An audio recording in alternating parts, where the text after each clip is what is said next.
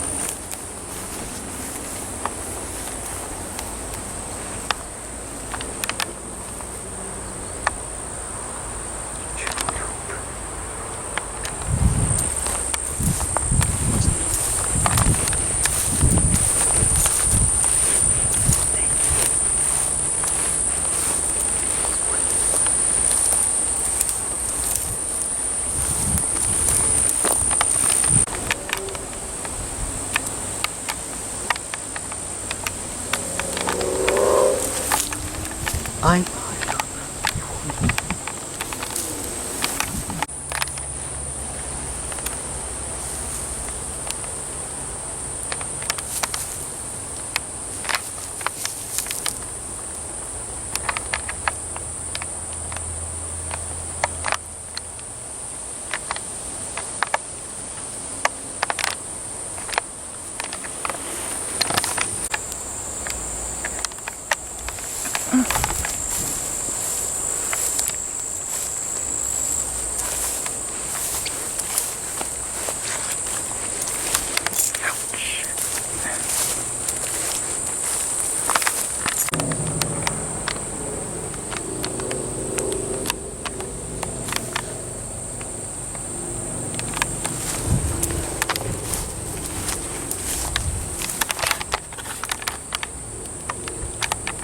go in.